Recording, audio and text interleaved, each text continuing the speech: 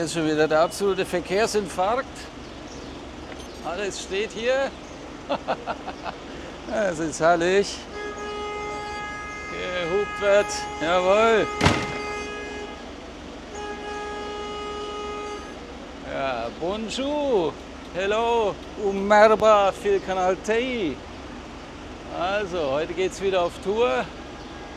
Schauen wir mal, wie wir hier rauskommen. Es ist ziemlich verstopft, alles steht, aber wir haben ja das Fahrrad, von daher kein Problem. Ah, da vorne, da blockiert wohl jemand. Ach, der Bus blockiert? Nee, der Bus wird blockiert. Ja. So, Ilum se moro, Daura Birota F Malta. Let's go.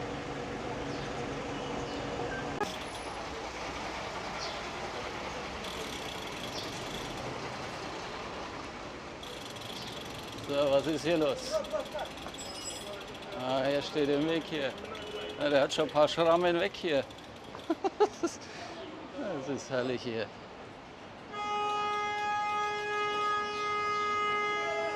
Okay, ihr nehmt dem, was so viel heißt wie Let's go.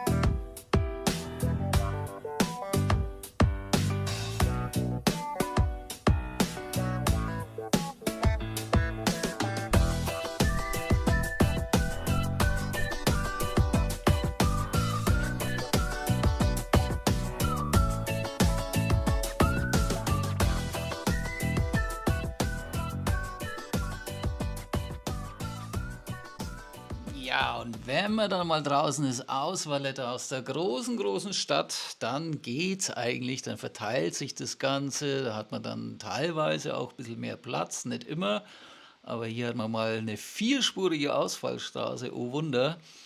Und das bedeutet aber auch, es wird gefährlicher, weil die Jungs und Mädels geben dann entsprechend Gas, weil jetzt können sie ja, jetzt haben sie ja Platz, vorher standen sie ja bloß rum, kamen nicht vorwärts und jetzt können wir mal endlich drauflatschen hier, ne? Und dann sausen sie natürlich dementsprechend.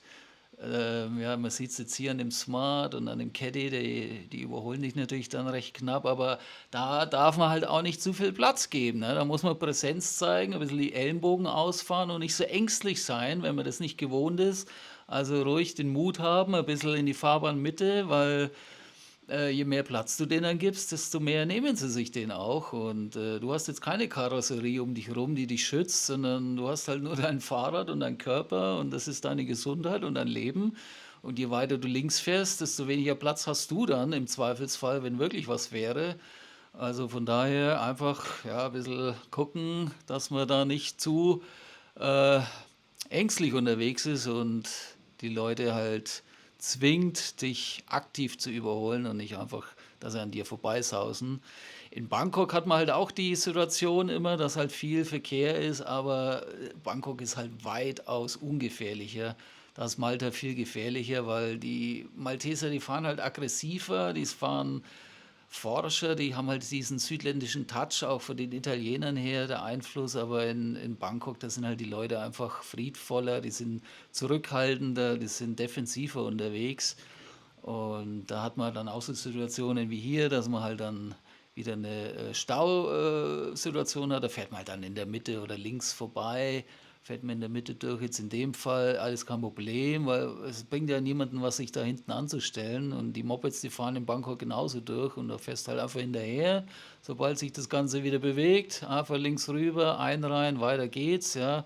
Da sagt doch keiner was, aber hier, da kann schon mal sein, dass sie sich anhupen oder sich aufregen. Das ist halt so wie in Deutschland auch. Ne? Die meinen halt, die Straße ist nur für sie da und du hast da nichts verloren. Aber ja, das ist halt so das Mindset von den Leuten. Kann man nichts ändern, man muss halt das Beste draus machen.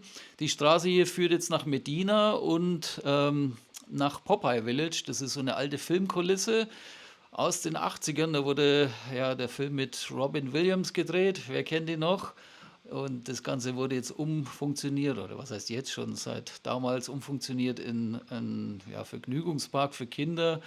Gucken wir uns mal an. Ich habe die Drohne dabei, können wir mal drüber fliegen lassen. Ich werde allerdings nicht reingehen, weil ich habe das Fahrrad dabei und da lassen sie mich eh nicht rein. Ich habe auch kein Schloss dabei, aber wir schauen uns das Ganze mal an. Sieht man ganz gut von außen. Und ja, Malta war oft eine Filmkulisse für Filme wie Graf von Monte Cristo oder Assassin's Creed oder Napoleon, Mord im Orient Express. Also selbst Jason Statham war jetzt da im März, hat seinen neuen Film gedreht. Der kommt jetzt in den USA raus im Herbst. Und hier geht es nochmal rüber auf die andere Seite auf den Fahrradweg oder Pseudo-Fahrradweg. Jedenfalls viel Spaß bei diesem Video.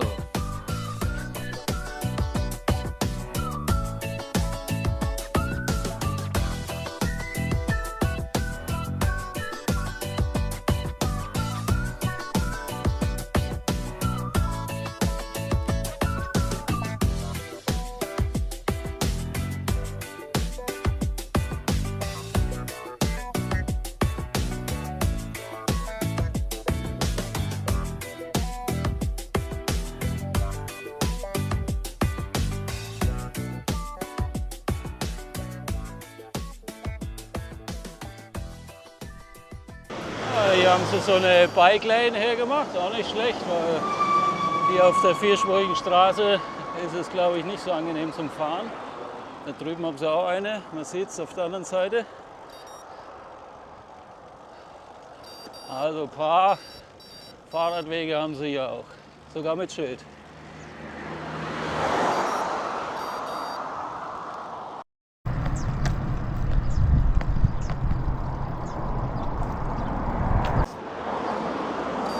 Und dann verließen sie ihn. Oh je. Jetzt müssen wir hier auf diese wilde Straße wechseln.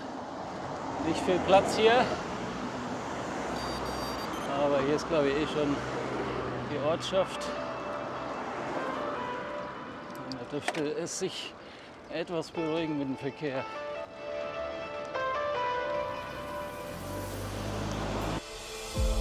Always quiet on New Year's Day. A world in white gets underway. I want to be with you night and day. Nothing changes on New Year's Day. I will be with you again. I will be with you again. So, da war jetzt hier wieder so eine Rampe, die bin ich gestern auch schon gefahren. Da muss man irgendwie hoch, wenn man durch den Ort will, weil die andere Seite ist eine Einbahnstraße, also muss man links so eine Rampe hoch, ey, 17-18% am Ende. Ekliges Ding. Und jetzt ist man oben und jetzt geht's runter und da muss ich jetzt auch wieder hoch. Ich sehe schon die Autos da oben am Kamm entlang fahren. Aber ich muss da irgendwie drüber, weil da hinten liegt das Meer und da liegt Popeye Village. Ach, wäre ich nur so stark wie Popeye. Zumindest in den Beinen. Anderson likes me homemade bike.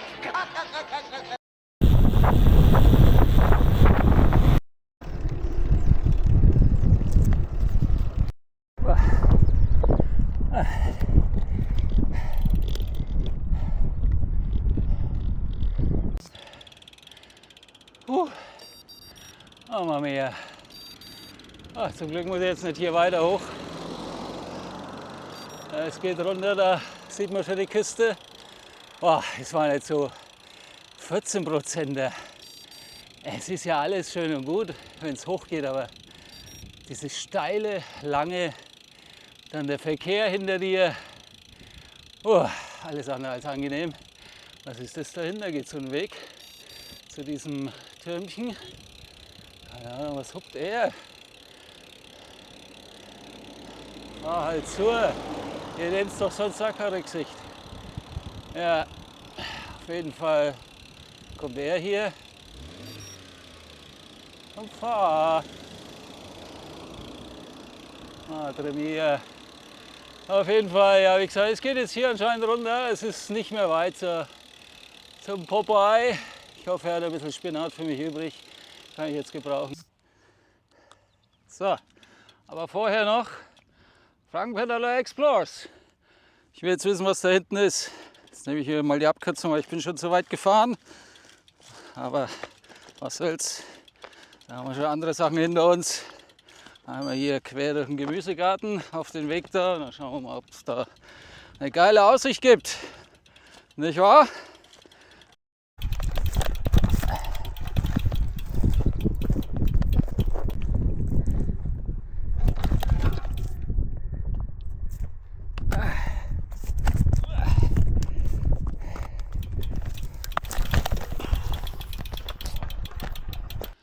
So, geschafft. Hier einmal durch. Jetzt kommen die Wanderer.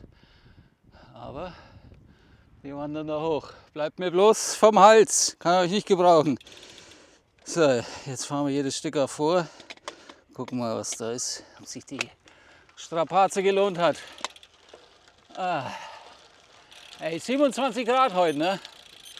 Hätte ich nicht gedacht. Ich dachte immer so um die 20, 23. Aber da war Husheim zeigt 27 an. Jetzt muss ich ein bisschen mich konzentrieren, weil hier ist es very sandy.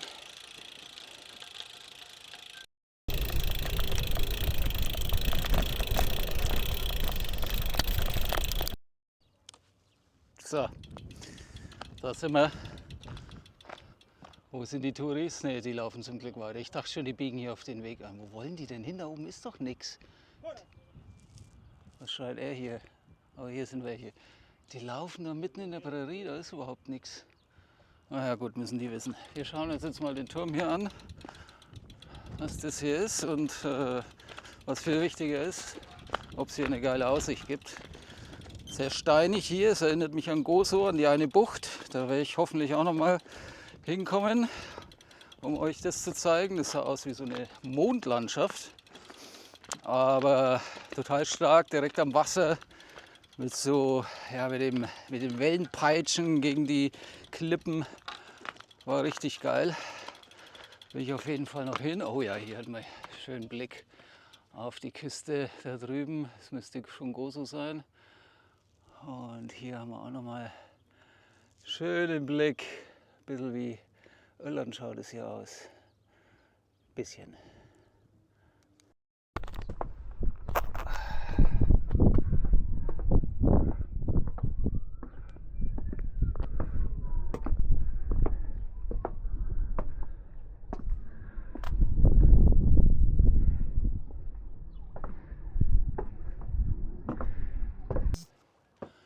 So, ist hier offen? Natürlich nicht. Aber wenn ich herkomme, ist geschlossen.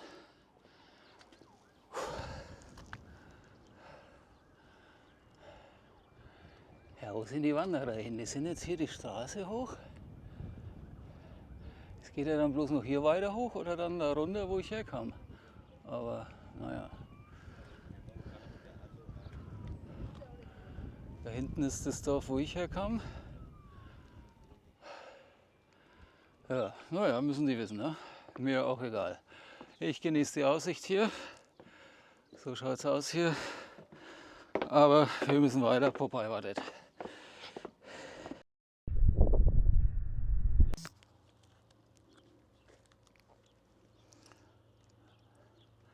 Ja, da geht es wieder zurück.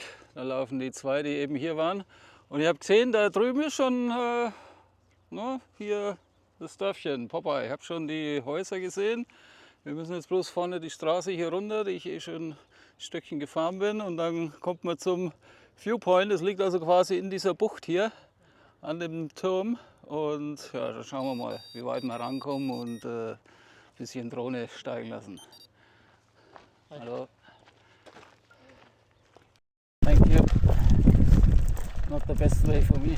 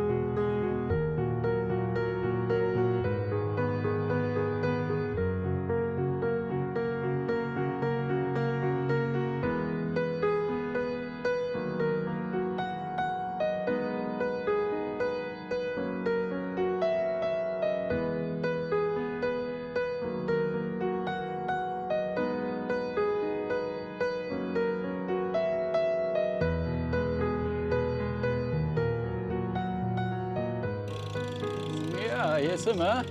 Hier ist schon der erste Getränke-LKW. Oh ja, hier sieht man ein bisschen was. Schau mal her. Interessant.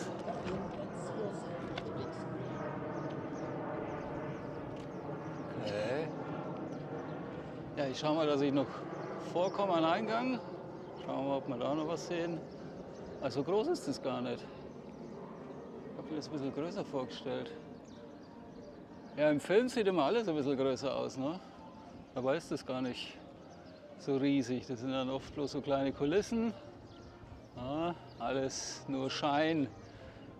Der Schein trügt.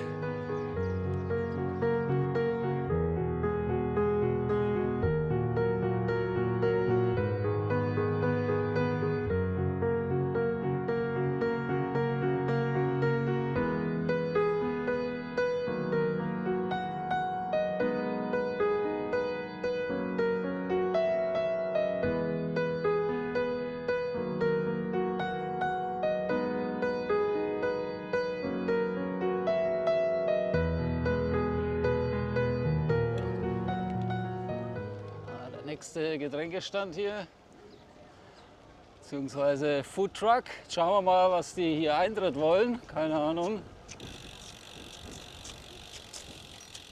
Wo ist denn hier der Eingang?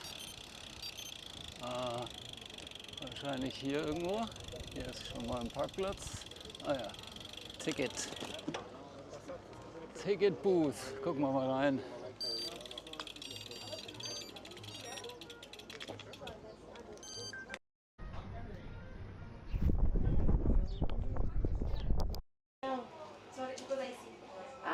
Hier stehen keine Preise.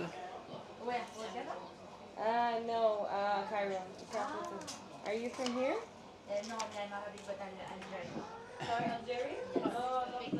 I don't want to buy a ticket. I just want to know how much is For one person, Yeah. 15.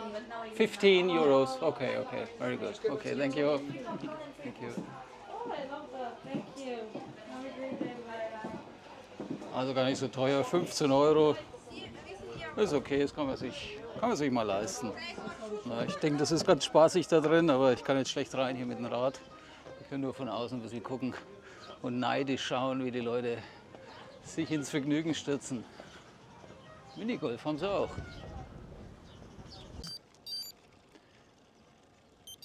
Ja, viele fahren hier mit einem Bolt-Taxi her. Ich denke mal, hier geht kein Bus her. Ich muss das mal erforschen. Vielleicht mache ich das sogar am letzten Tag dann, übermorgen. Vielleicht gehe ich mal rein, weil so habe ich jetzt alles gesehen parat.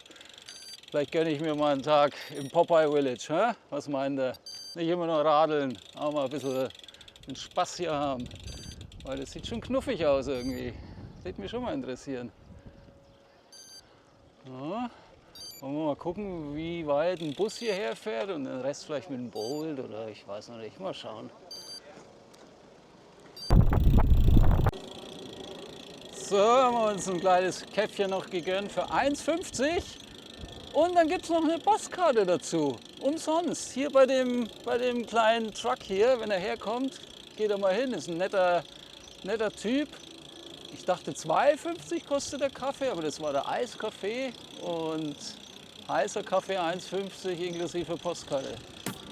Nicht schlecht.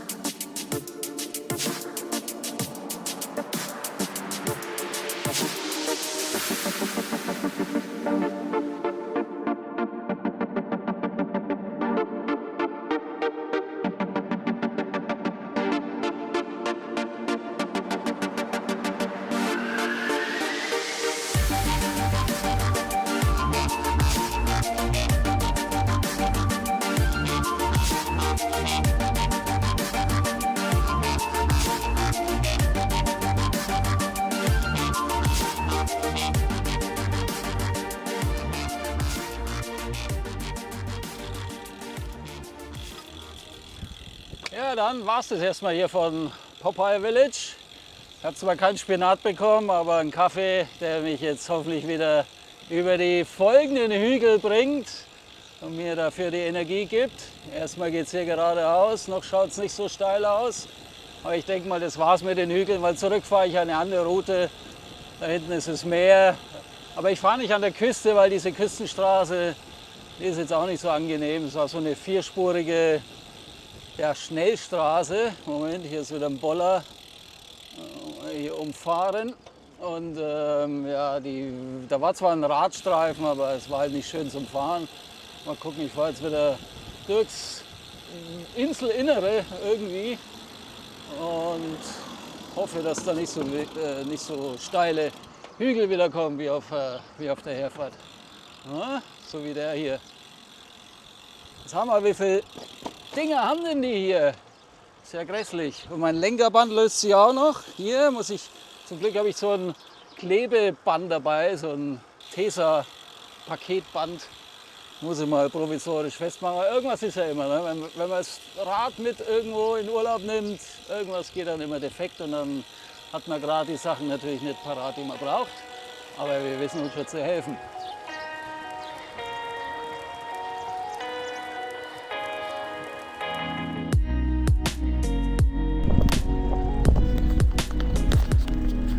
Ein lieber Schwan, der ist jetzt runtergesaust mit seinem Roller. Das waren bestimmt 35, 40 Sachen auf dem Roller, auf so einen Tretroller.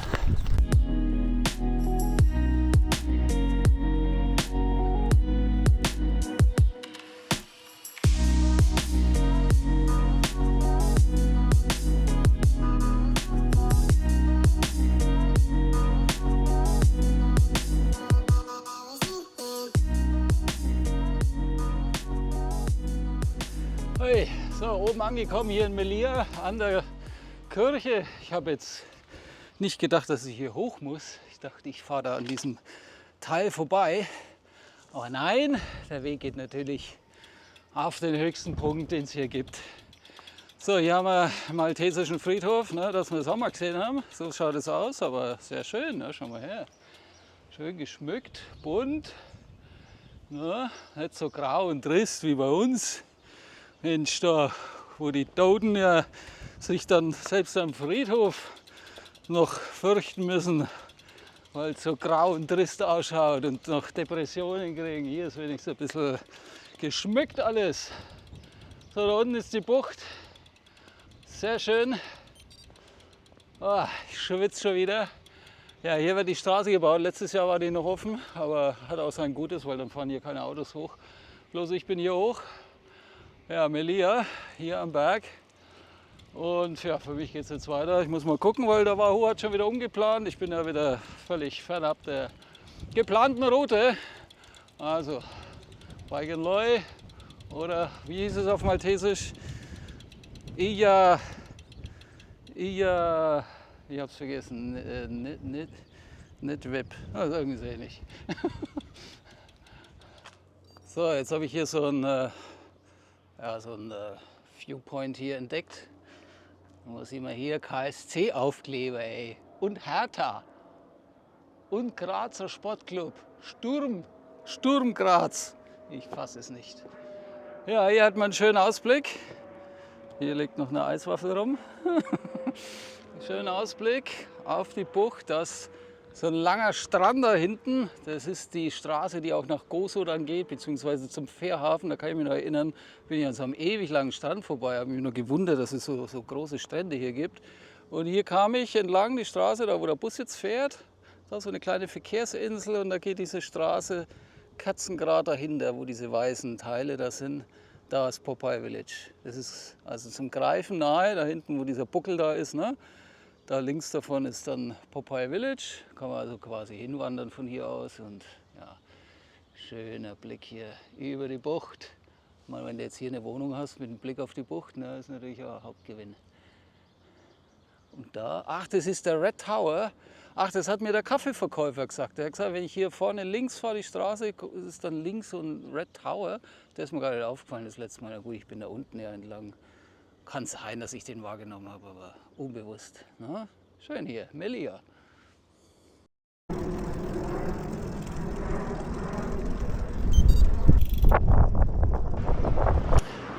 Ja, da hinten, da geht die Straße runter. Das ist so der Herfahrtsweg. Wenn man nach Gozo will, dann kommt man auch hier oben an. Das ist so eine Hochebene hier. Ich kann mich erinnern hier an den Kreisel und diese vierspurige Straße. Die geht dann Richtung Küste wieder runter und dann zum Fährhafen. Ja, ist ein schöner Anstieg hier, aber lange auch. Und hier mit dem Verkehr, naja, aber es geht eigentlich. Es ist jetzt keine typische Schnellstraße hier. Das habe ich mich schon gewundert, weil eigentlich müsste ich ja in die Richtung. Aber ich will ja nicht an der Küste entlang, sondern ich fahre hier vor und fahre dann so durchs Landesinnere oder Inselinnere. Aber naja, ich habe schon wieder die Vermutung, da kommen noch ein paar Hügel. Naja.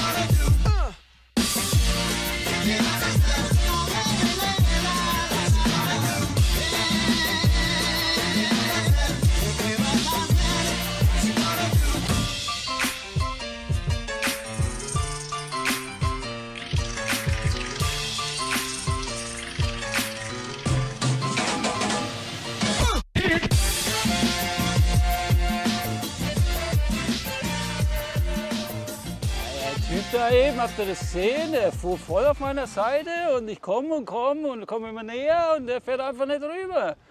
Links war ja ganz schlechter Belag, aber er einfach stur weitergefahren. Es ist, naja, nicht fragen, nur wundern. Aber wunderschön auch hier. Look at that. So, und wo es runter geht, geht es natürlich auch wieder hoch. Habe ich ja fast befürchtet. Aber schön ist es, angenehm, nicht so steil wie die anderen Teile. Hey, gerade wieder einer. Ich strampel hier hoch, dann kommt einer mit seinem scheiß SUV voll auf meiner Seite. Also, da hat er rechts ewig viel Platz. Der hat mich beinahe umgefahren. Ich habe ihn angeschrien und weggewunken. Kommt er jetzt hinterher? Nee, schade. Ich hätte gerne mal ein Wörtchen gewechselt mit ihm, was da in seinem Kopf vorgeht.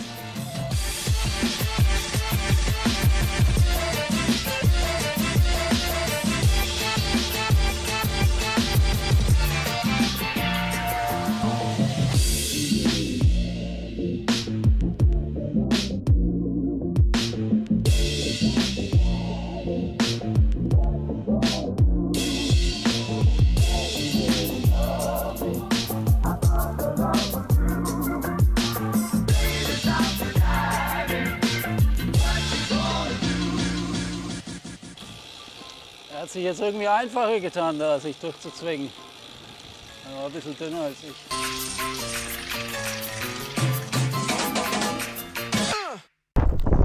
Also hier seit der Baustelle ist die Straße richtig schön. Kein Verkehr, kam bis jetzt kein einziges Auto. Und ja, ziemlich naturbelassen hier alles. Richtig idyllisch. Ich denke mal, hier kann man schon seine Trainingsrunden drehen, wenn man hier ja, all die kleinen Stresschen kennt, kann man sich da wunderbar was zusammenbasteln für seine Feierabendrunde. Komm mal her, da ist überhaupt nichts los hier. Wo muss ich überhaupt hin? Rechts. Wunderschön.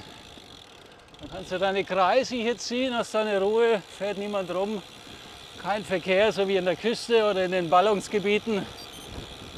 Also, wer mal herziehen will nach Malta, der findet auch seine Routen hier.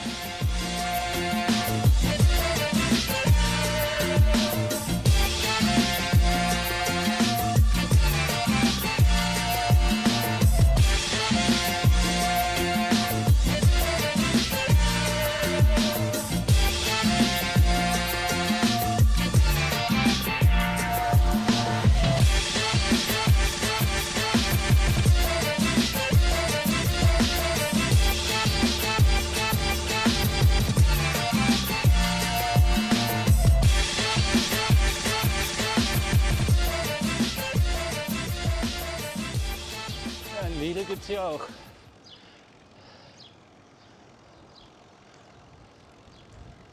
Lidl ist überall.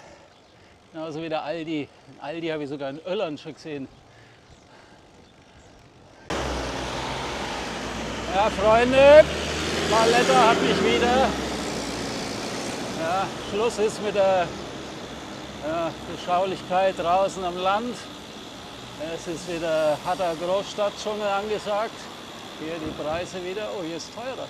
Ne, da war auch 1,21 der Diesel. Ja, ich bin jetzt hier kurz vor meiner Unterkunft. Quäle mich hier noch gar durch die Straßen und kämpfe mich da durch und mit den Autofahrern. Und dann sage ich Dankeschön fürs Zusehen. Eine Tour kommt bestimmt noch. Nach Boso will ich ja noch. Und ja, dann bleibt mir nichts anderes übrig, als zu sagen, abonniere den Kanal, like das Video, teilt es mit irgendjemandem, wo er meint, er ist es wert, das zu sehen. Folgt mir auf Instagram, auf Strava, auf Komoot und auf TikTok. Da gibt es auch immer kleine Videosequenzen. Und, ja, Moment, einmal hier